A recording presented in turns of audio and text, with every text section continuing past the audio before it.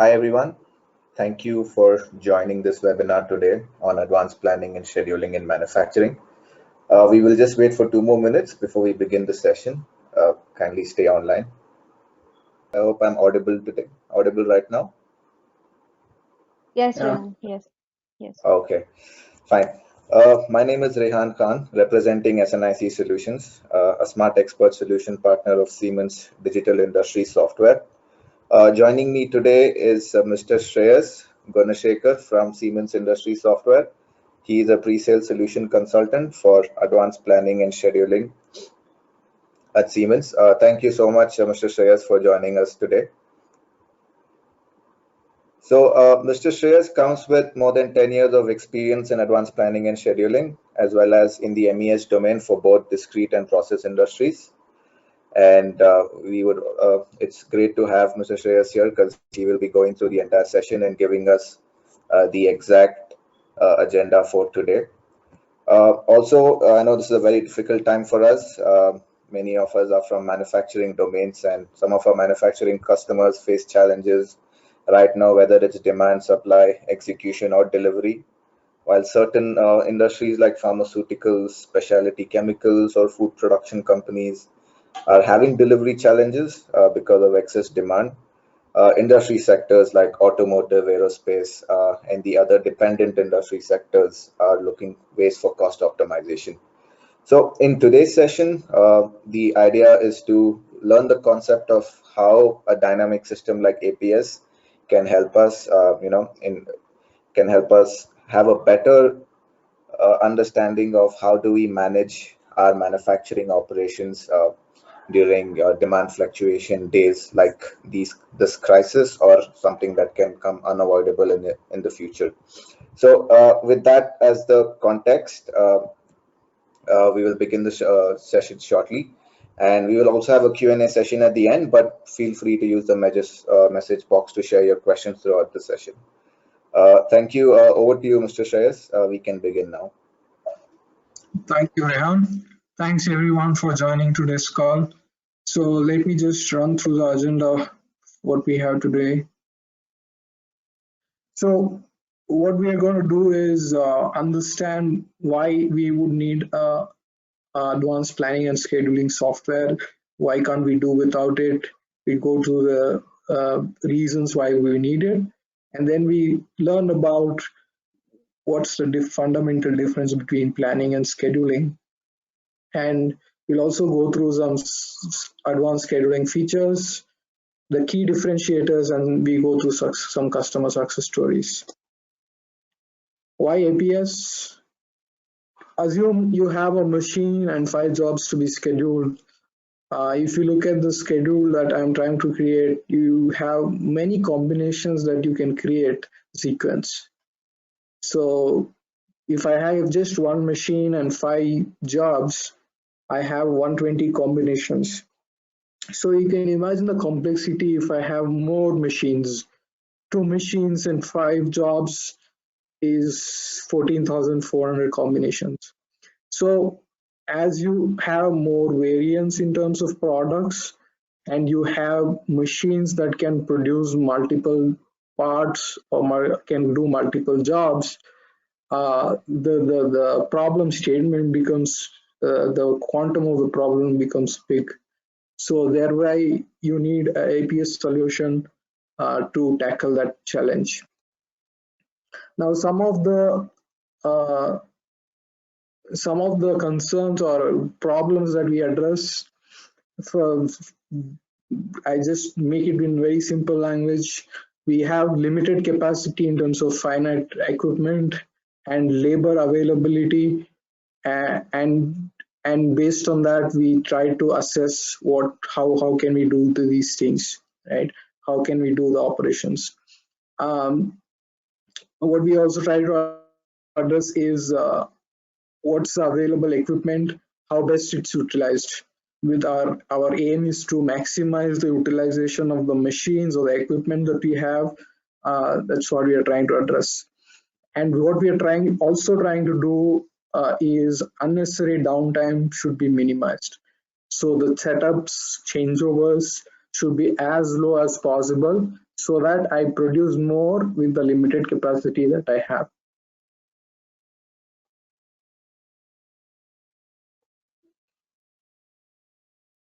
So what is also another sign that says we need APS is if you have excess WIP due to wrong sequencing. We would address this problem by having correct sequence to minimize the WIP.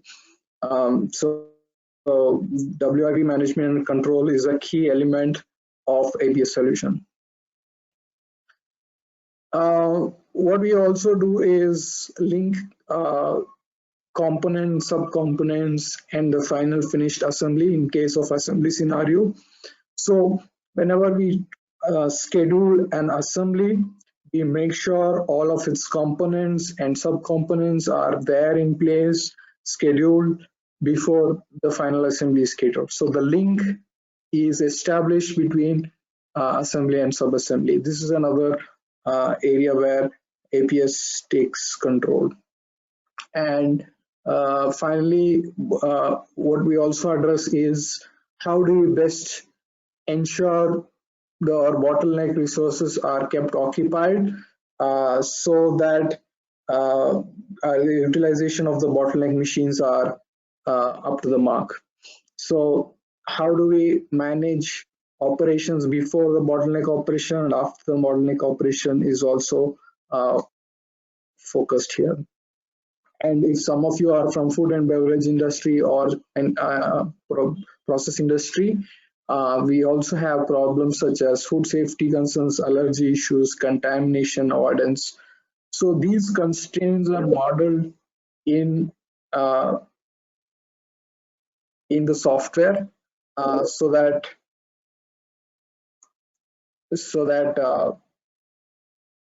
these constraints are considered. One of the other aspects of APS is considering additional resources that are required other than the machine. Other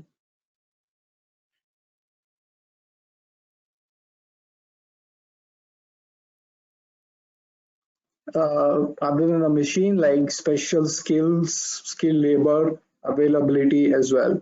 So especially in assembly kind of environment where we have specific skills required for operations, we also consider that in our APS model so that we schedule the operations when the skilled labor is available. Okay, that's about why we would need an APS system, what problems APS is trying to solve. If you do have any questions, please type it in the questions window. We will address it at the end of the session. All right. So let's understand the difference between planning and scheduling. Even though it is interlinked, but these two are two separate entities in terms of what it's trying to do. Planning is more mid to long term in terms of time horizon, often aggregated, often for a plant you measure how many products in terms of quantity you produce. And what we also do is in planning, we always have buckets, like weekly buckets, how much you can produce in a week, or monthly buckets, how much you can produce in a month, and is more abstract. Generally, this planning is done in ERP as well, but we have a strong solution which can complement our scheduling solution. So the output of planning is what product we make and when exactly we are going to make it and what quantity we are going to make. So on the right hand side, you can see the questions we are trying to answer in planning stage is what product we are going to make, when we are going to make it, what quantity we are going to make it, and where exactly we are making. When you have multiple plants or multiple lines, we are trying to understand where exactly we're going to make it. And then based on these questions are being answered, we assess what are the raw materials required and what other additional resources are required. While scheduling is more to do with how best I can execute my plan, my production orders are there, I create a sequence of my production orders with all the operations or with the machine level. Here we don't go to the machine level. Here we go each and every machine, what operations needs to be executed. We schedule those operations onto the machines.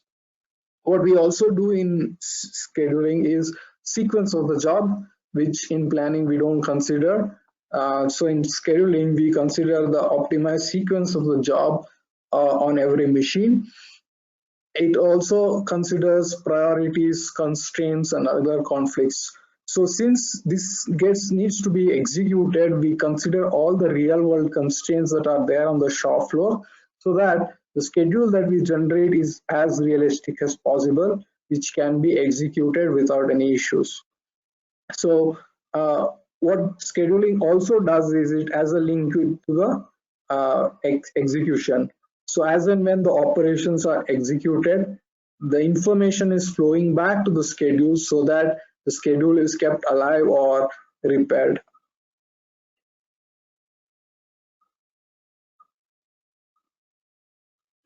So how does the data flow happen? So the primary input for planning is the demand in terms of sales orders or the forecast, and also stock orders if there is a make to stock environment.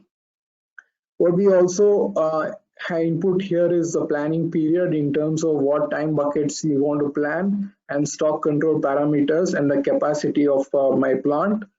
What comes out of it is master production schedule, which is a finite capacity master production schedule, considering some of the constraints that we have added, which will then go to the ERP, and MRP is run, and production orders and purchase orders are created, and it goes to scheduling system.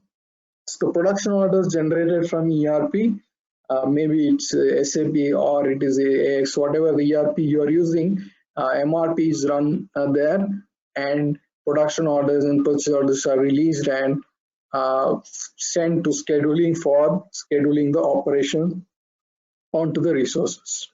What we also consider here is our shift patterns. What machines are working in what shifts? Well, some machines may work 2 shifts, some machines may work 3 shifts. Those capacity criteria are set inside the scheduling, and also the sequencing rules. So what kind of scheduling logic needs to be enforced is also set inside this, so that when we are doing the scheduling, it follows that business logic.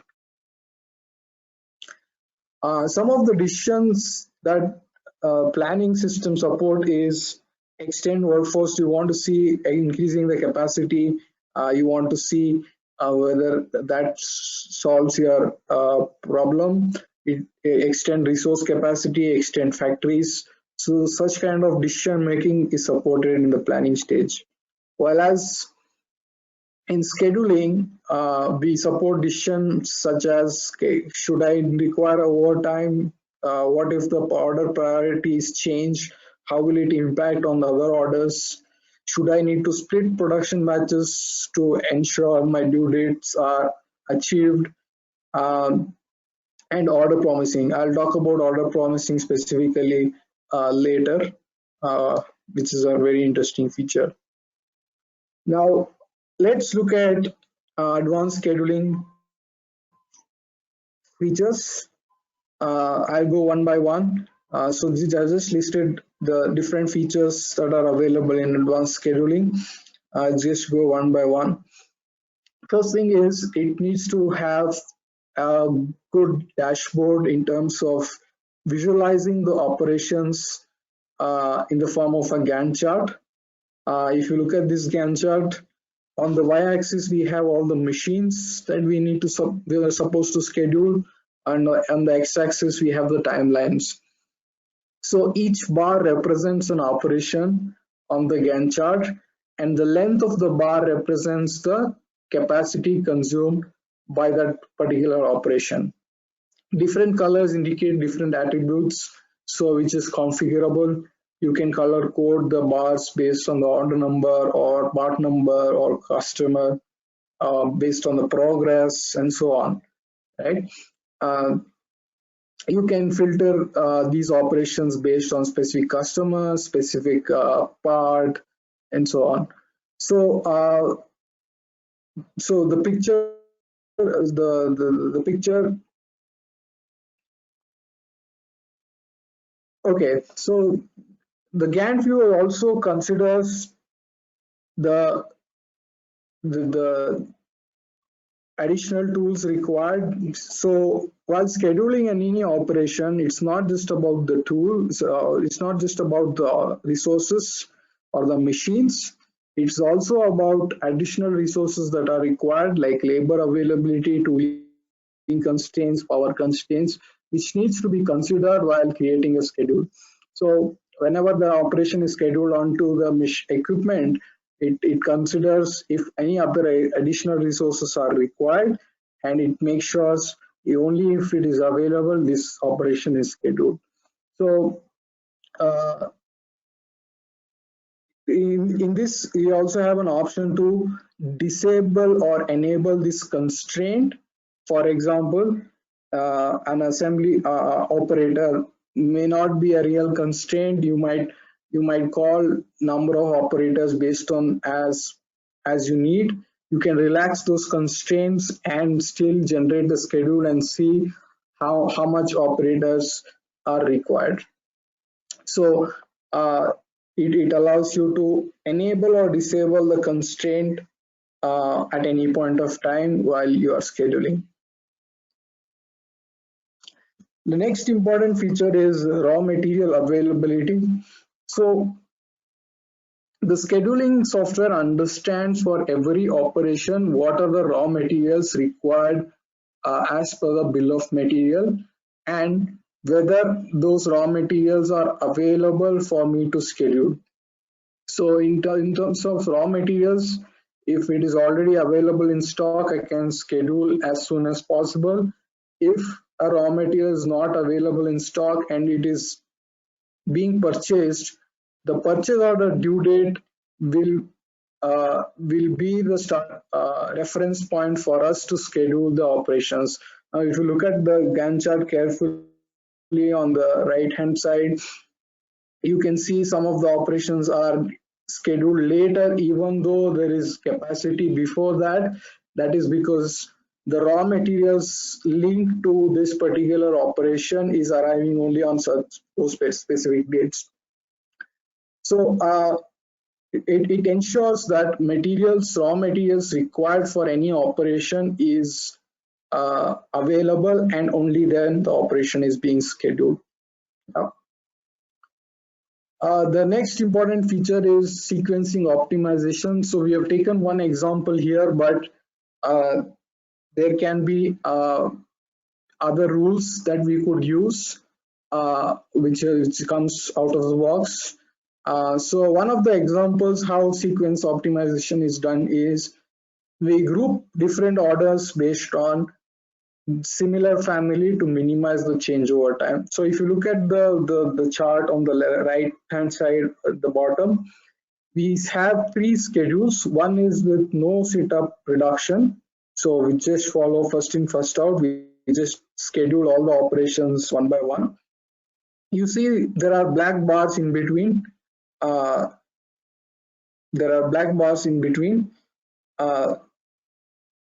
just hold on. Some problem with my trackpad.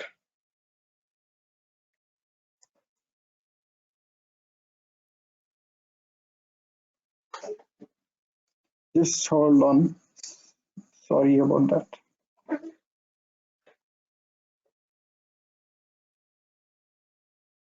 So let me just the pointer. Okay, so if you look at this, you see there are black bars in between, which are nothing but the changeover times. So what we can do is you minimize the changeover time based on grouping similar family products. In this case, I have grouped these two blue operations together, the green ones together, and the yellow ones together. So you have a schedule that has having only 3 setups. And for third one, we have combined all the blue orders together, green ones together, and the yellow ones together, which is causing only two setup changeovers. But there is another aspect to this, not just changeover, but also due date adherence. If you look at the first schedule, two operations are missing its due date. This order is supposed to be completed before second day, but it's going to third day beginning. And similarly, even this one is going the fourth day.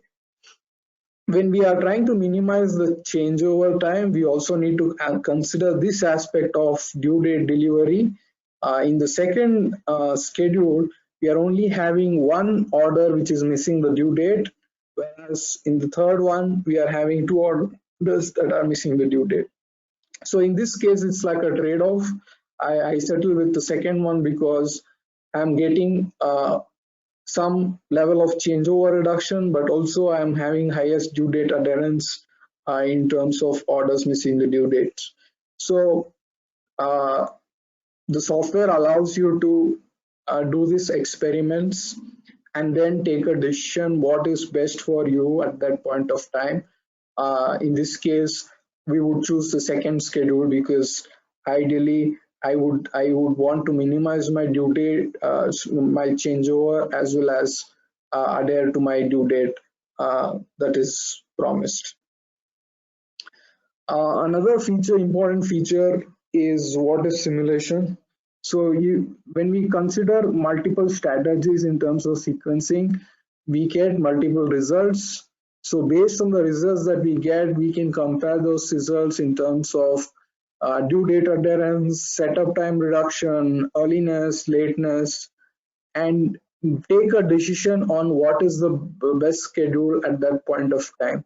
So we can save multiple schedules, like simply saying, if you have an Excel sheet, you can say version 1, version 2, like that. We can have schedule 1, schedule 2, where I can compare, okay, with this schedule, I have these are my metrics, these are my KPIs. With this schedule, these are my KPIs. Which schedule is better for me? I can do that using what is simulations. Another aspect to the scheduling is actually repairing. So when you have a theoretical schedule in place, as and when it gets executed, there might be some deviations. A typical example would be for raw materials. When you had planned earlier, the raw materials were sufficient, and based on some rejection, you are running short of some raw material. Now you need to act according to that, delay the production order because you don't have material. So these kind of impact analysis and the repairing happens on the fly, and the software is capable to understand these changes and react to it. Another important parameter is efficiency or the utilization of machines. So the tool provides you graphical utilization window where you can see how much the machines are being utilized from for specific time, and in case of underutilization, we can investigate why those machines are underutilized, or you can book more orders based on non-utilization of the machines.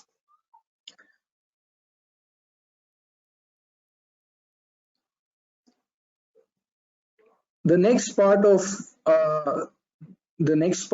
the AI advanced scheduling feature is updating shop floor updates.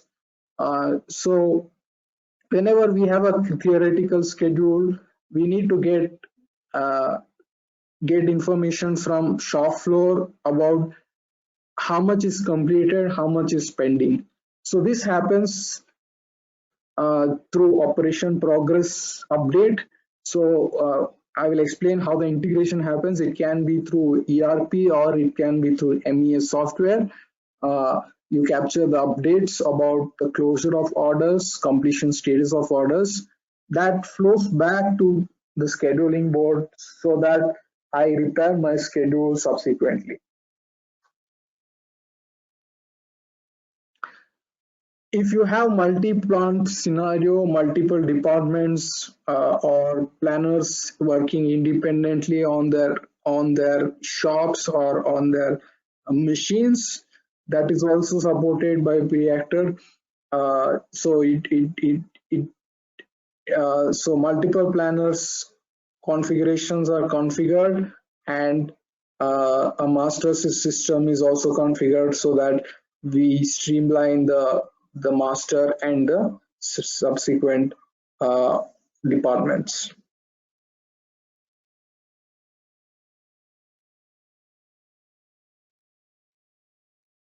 Okay, another important feature of advanced scheduling is capable to promise CTP. So imagine your customers asking you the question, when can you deliver this so and so product for so and so quantity? So when they ask you that question, typically what happens is, based on their experience, they give you a date which is not actually considering the existing load, right? Or basically based on the lead time, you give a date. But in this case, based on the actual schedule that I have, I can simulate an order, new order coming in and occupying that capacity and giving an end date. So thereby you are actually estimating the accurate delivery dates that is possible for the new order. So on the fly, you can respond to your customer or sales to say, I can finish this order on so and so date. This is an interesting feature that is capable to promise. How does the workflow happen in terms of transactions? Typically, the demand is generated by ERP in the form of work orders. The work orders come into the scheduling, considering the constraints in the model. We create the sequence, create the schedule, the operation start, operation end, and the resource that we will be using, and send this information back to ERP, and also release this information to MES or shop floor system, whatever you are using to update.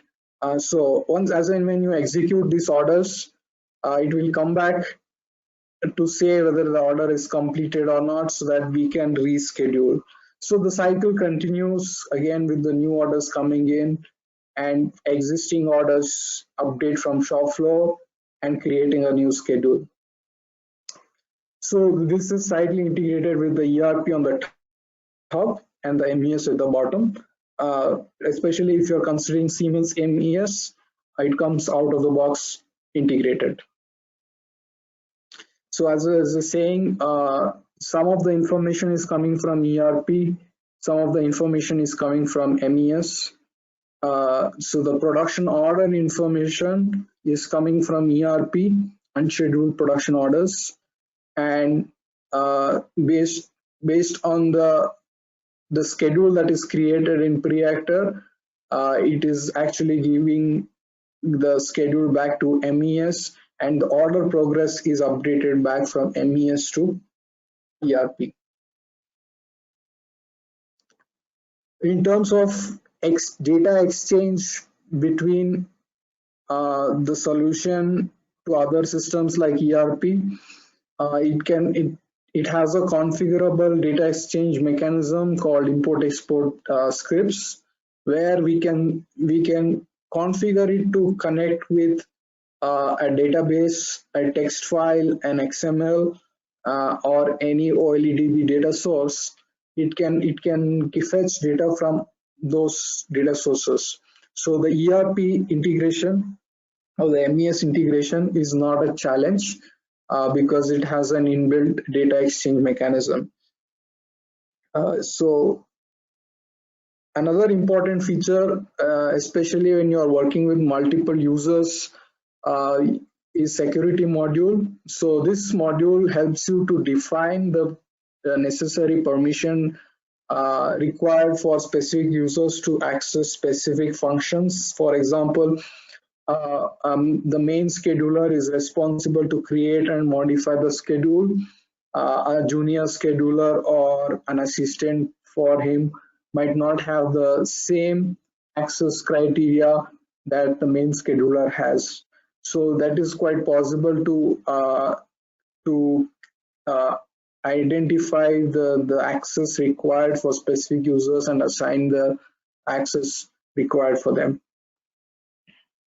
Key differentiators. So I'll go one by one. So it's faster compared to a manual Excel sheets. It's relatively faster. It schedules in minutes.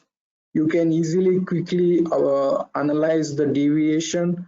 It follows the heuristic approach. You can understand the problems that you will have in the future quickly, and you can do frequent rescheduling every shift. Within the shift also, whenever there is a change in schedule, you can reschedule quickly. It's smarter because it's a graphical tool. You have all the necessary information that's required for you to take decisions effectively and quickly. It's effective in terms of the results. I'll go through some of the statistics of success stories, what we have achieved in terms of improved customer service rate at the later stage. But the main things that we are targeting is improved customer service rate, that is on-time delivery of your orders, inventory reduction. So it can be WIP, it can be raw material inventory, it can be finished goods inventory. Overall productivity increase, produce more with this limited capacity by minimizing the downtimes, and overall cycle time reduction. Because of better sequencing, we are able to shrink the cycle time drastically. And it's scalable, so it has a family of products, so we can have a basic version like standard or professional and upgrade to a higher version as and when you require, when you scale up, when you have more constraints, when your scheduling model becomes more complex, you can upgrade to a higher version that's ultimate. Competitively priced, and it's mature and stable. It's a product.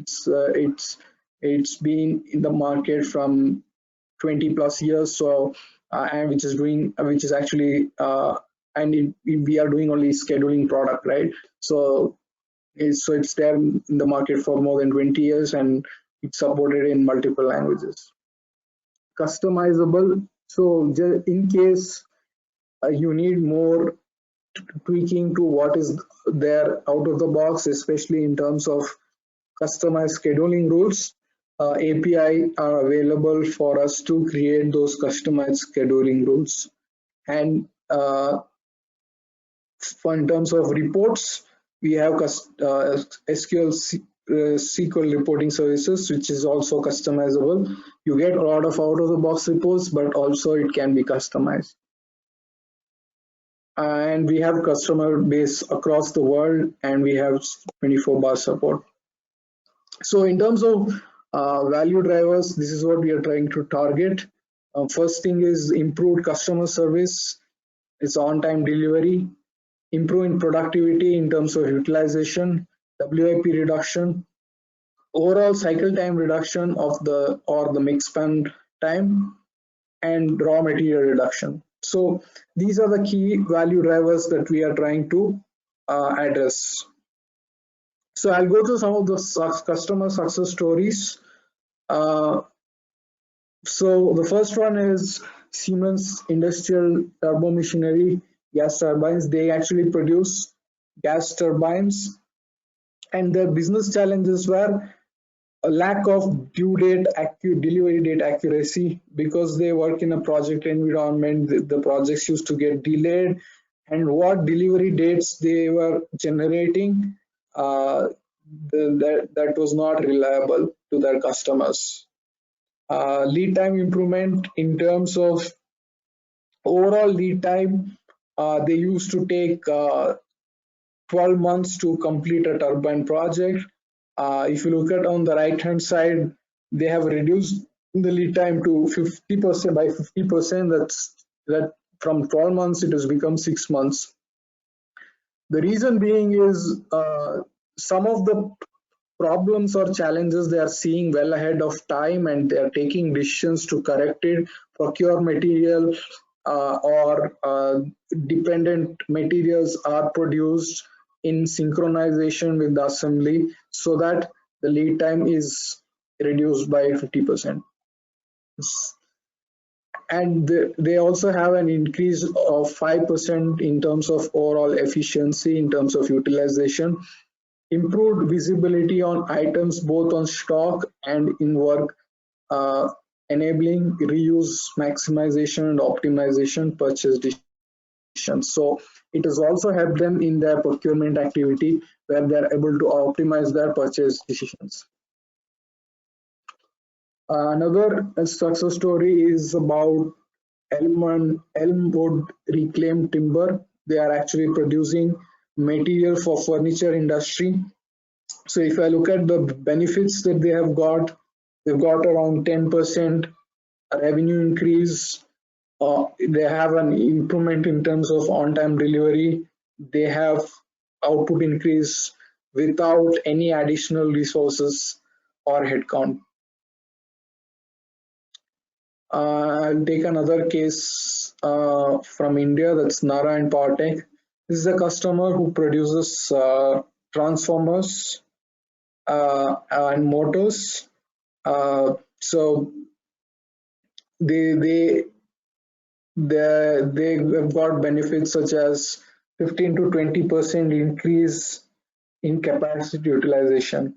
So they're able to produce 20% more with the same set of machines, and 95% improvement in dynamic and proactive response to customer.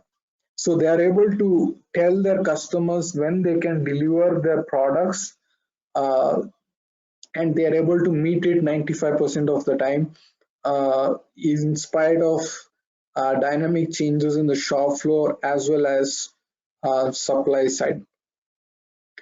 And they've reduced the lead time of some of their products from 4 weeks to 2.5 weeks. Okay, so I'll quickly move on to the end.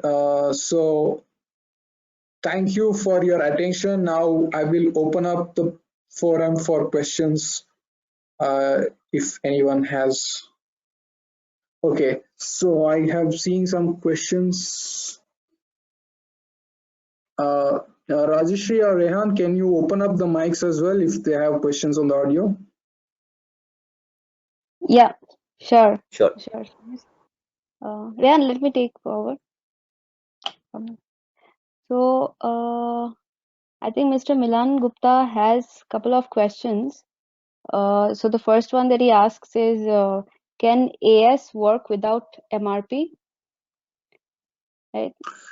Yeah, so thanks, Rajeshri. Mr. Milan, for scheduling, production orders is an input, but in some cases, some implementations, we have customized in terms of having an internal MRP engine in Preactor before even doing scheduling. We create the production orders in the software.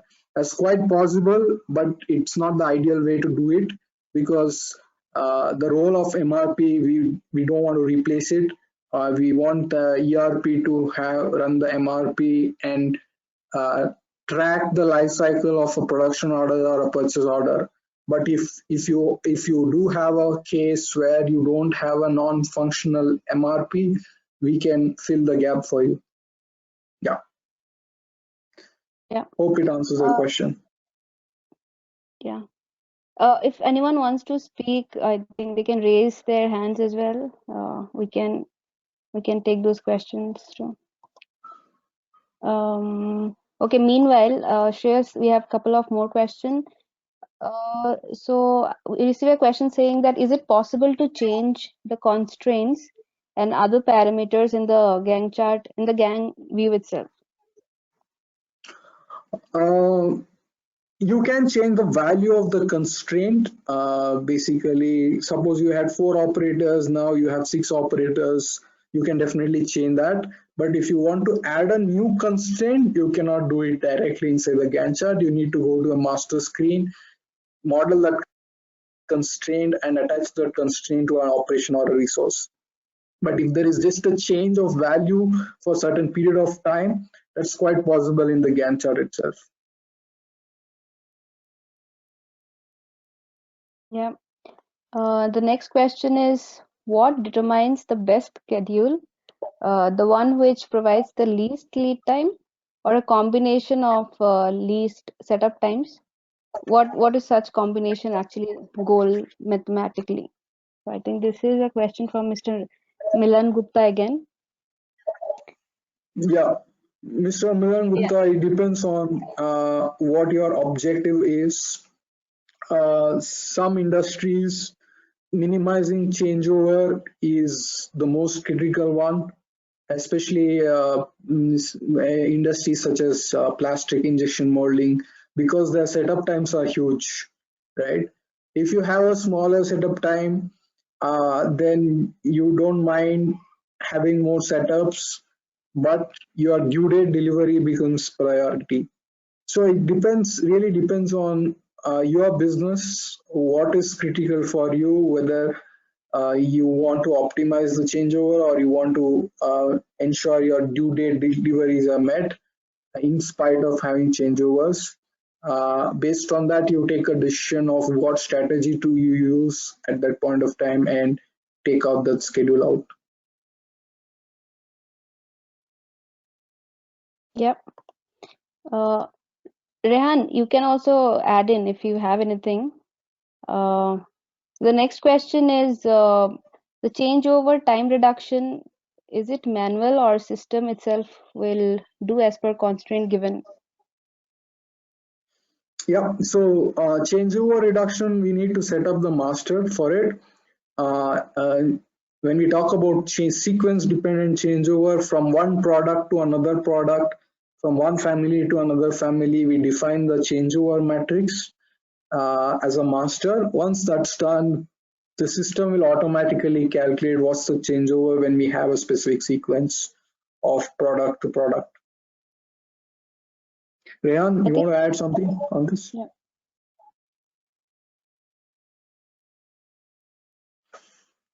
Okay, Yeah, so I yeah. Sorry, you are Rehan. I'm sorry, there is some small connection issue. You can go ahead with the next question. I'll just connect back.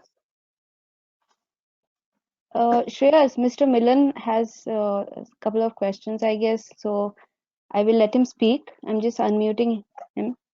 Mr. Okay. Milan. Yeah, Mr. Milan Gupta. Hi, Good Shreyas. afternoon. Lovely speaking to Yeah. you. Good afternoon.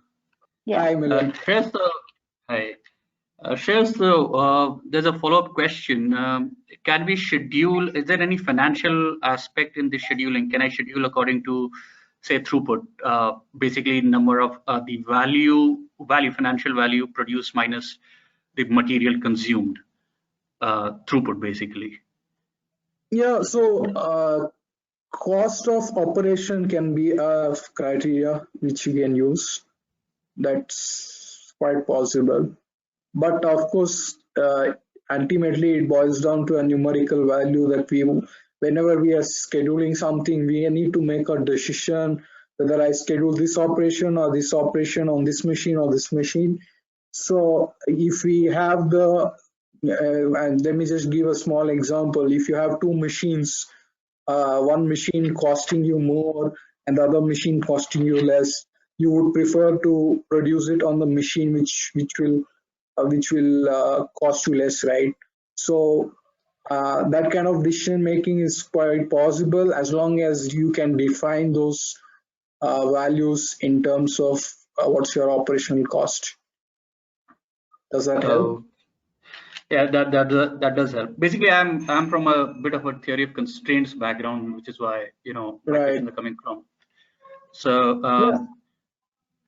so there's a follow-up, another one.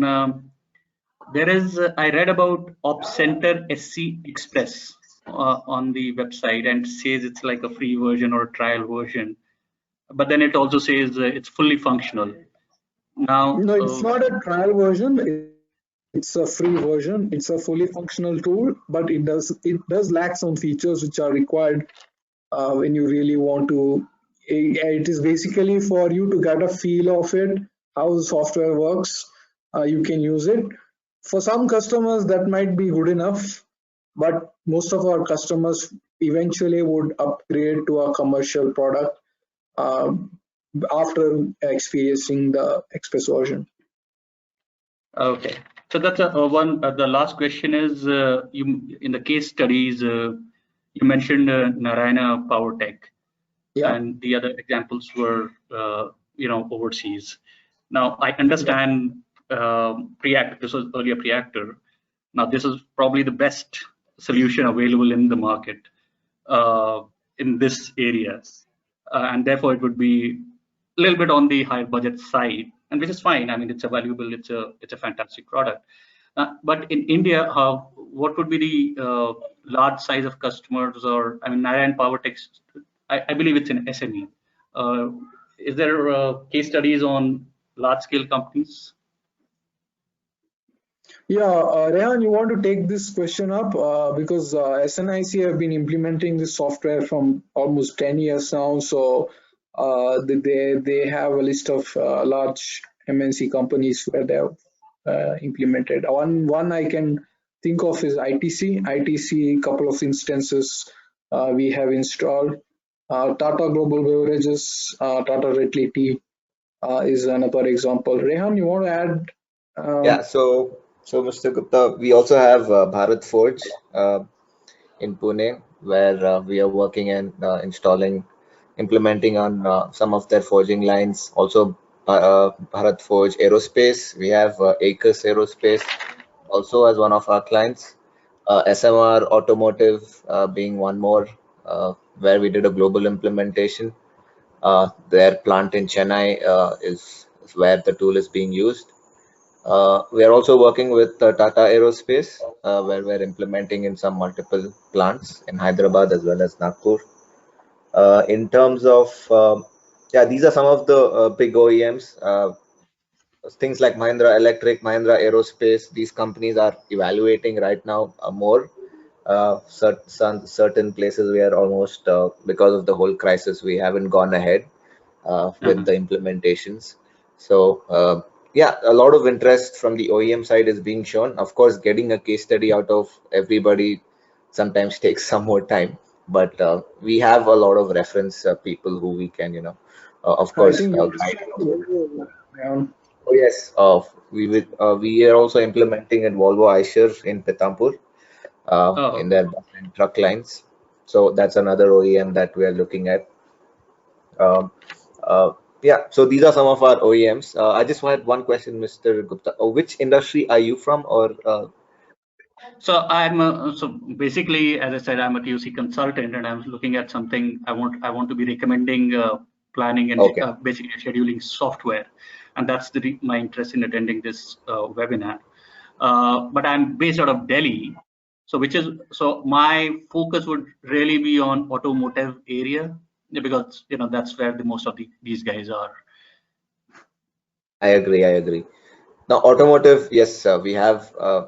Even though we don't have case studies, we have a lot of reference customers who we have implemented and still interacting with. Automotive is one of the, you can say, one of the key industries where AS solution works in terms of all the use cases that we spoke about, with Mr. Shreyas spoke about. We can, I mean, take it offline and show you more Sure. in terms of. No, that's okay. That's okay. I mean, Rihanna, I appreciate it. All right. Thank you. Thanks. I'm done with my question. Thank you, gentlemen. Thanks, Milan. Shreyas, we will move on to the next question. So we have a couple of more questions like, can we schedule according to best profit? produced minus, say, work in progress consumed? Yeah, using this custom algorithm, we can define rules like this. Ultimately, we are making the decision of when to schedule on what resource. If we have the logic to do that, it can be incorporated into the business logic. Yeah. Okay. Next one is, how does the software take care of actual utilization? See, actual utilization is something that we take in terms of updates from MES generally. It can also come from ERP in terms of closure of orders. Basically, at any point of time, we take a snapshot about how much is completed for any production order or operation. So based on that, we resequence and we continue. So I showed you the cycle of getting updates from the execution side. Basically, we take the progress information of every operation and the quantity completed if it is a non-batch process. Of course, if it's a batch process, the time that is completed is considered for us to reschedule. Okay. Next question, Shreyas, is how does MES, okay, how is MES used in scheduling system? I think you just answered that, right? Yeah. Yeah. Okay, so then we'll move on to the next. It is okay, is directing the operator to follow production schedule as per input through MES? Same, right? I Is guess. directing the operator to follow the production schedule. Yeah. Yeah, so if your question is how do we communicate this schedule to the shop floor operator? So in the MES screen, we have the start and end time. So the jobs are sorted as per the schedule that we have defined. Also, we have the reports, work to list reports, where for every machine we give out what are the jobs that are scheduled in and in what sequence, so that we communicate the schedule to the operator and the operator executes as per that. Okay, one more question we have from Dr. Ramesh Ketty. Yes, can we do scheduling part of multi-product? Does your software handle system nervousness, which is a main drawback in MRP system? I am not sure Yeah. what exactly he means. Yeah. Dr. Ramesh Ketty, if you could speak, I could unmute you and maybe you could explain a little better, if that helps. Just give me a second. Not too sure if he can speak now. Yeah, Dr. Ramesh Ketty, can you hear me? Yeah. Yeah. Hi. If you could just Yeah. elaborate the question, Dr. Ramesh. Yeah. Yeah. Good afternoon, Shreyas. Hi, Ramesh, Dr. Ramesh. Yeah. Tell me. Yeah. Nice meeting you. Yeah. Now, means to say that since you talked about all only with respect to a single product, can I do with respect to multi-product scheduling at the same time? Yeah, so when I talk about schedule on a resource, I can do multiple products. It's not single product. That's what I meant. And also we support something called as resource group. Resource group is something that where I can have the same resource in multiple resource groups. For example, let's take a case of machining, milling and drilling as an operation. If you have a CNC machine which can do both drilling and milling, I can have the same resource in both resource groups, milling and drilling. So at any point of time, I can take a job of milling as well as drilling. So it can do multiple things, and and the same resource can be used to produce different components. Okay. And one more thing, like MRP system, that's what system nervousness is nothing but suddenly if there is a change, some dynamics happens, whether the software will able to tackle that nervousness. Yeah, I talked about scheduled repair and rescheduling. It's one of the biggest USPs of APS, where it reacts to changes like that. So it can handle those changes quite efficiently. Yeah. Okay. Thanks a lot. Yeah. Thank you. I think Shreyas, that's about it. I don't see any new questions. And also I think we are dot on time. So yeah. Yeah. Okay. So thank you everyone for joining the webinar. I hope it was a good utilization of your time. And after you leave the session, there will be like 2 questions thrown out to you, requesting you to please fill those and share that feedback with us. And if you have any further questions or anything, please feel free to reach out to us. We have those contact details and information on your screen, as well as on the emails that you would have received from us. Right? Thank you so much, everyone. Thank you. Thank you all. Bye. Yeah. Thank you. Bye-bye.